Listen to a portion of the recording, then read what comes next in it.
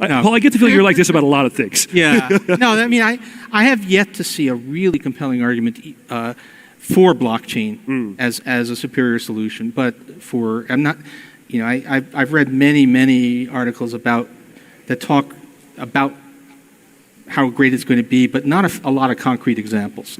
So, but I'm not as, I'm definitely negative on cryptocurrency, but blockchain more generally, not so much. Got it. But I'm not going to endorse the notion that blockchain is the future of anything. I'm just less sure that it isn't. But do you like its immutability? I mean, I'd be curious. What's sorry? Do you like its immutability, like the? Oh, the blockchain. Yeah. No. I'm not sure because that comes at a cost. I mean, there's a lot to be said for. We've made a lot, done very well with essentially reputation-based systems have exploiting the fact that institutions and individuals have a future is something that's a kind of a technology that we developed that's a very smart one. And blockchain is all about trying to run an economy without that. And why exactly would you want to do that? I think blockchain is about, look, none of us really fully trust each other. Are you going to give me the keys to your house or him or her?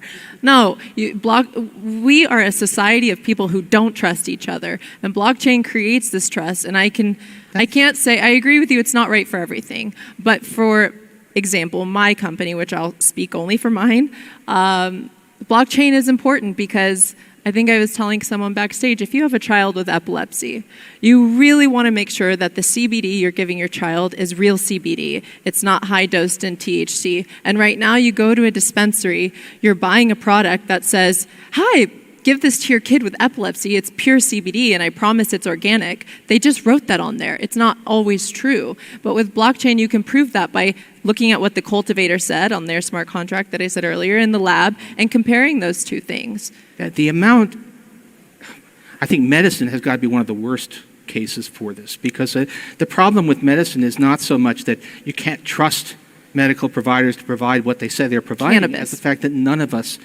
almost none of us has enough information to make those decisions.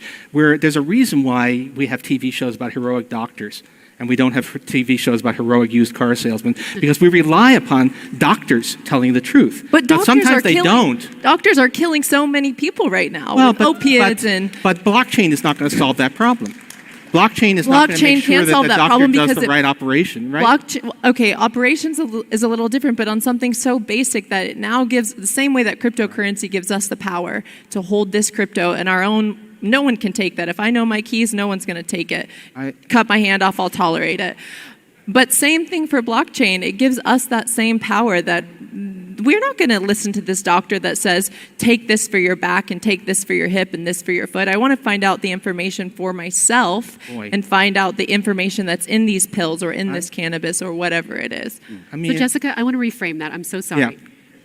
What you're really saying is transparency. Transparency all the way. So talk to us about that whole notion of farm to table, however you want to adapt that, and the sustainable definition of that. And how that goes into use. Because I think that's a little different than the esoteric argument. Okay, yeah. So talk to us on the transparency argument. So transparency in terms of blockchain and what it can do, like for example, with my company, it can do everything from allowing a government body to say, how much electricity is this farmer consuming? And is this good for the environment? Is this bad? How much water is this person using? Now you can actually see this and track this, and you don't have to dig through paperwork or some weird files. If you're not even using Google Docs, you're using, I don't know, Word and Excel. Yeah, you're doing all of these old dated things. Now you have transparency. It's all here. It's on the blockchain. It's verified. Everyone can see it if they want.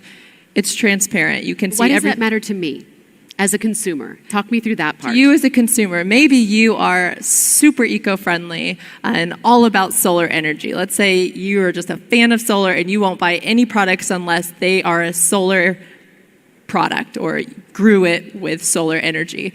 Now I can go to a dispensary, scan a QR code, and if I choose to look at the smart contract from the cultivator, I can look at what data I want about this plant. And if I choose to look at what they grew it with or where they grew it, and it says they grew indoor, I want to see what types of lighting they used, because if I find out it's solar lighting, I'm going to buy it.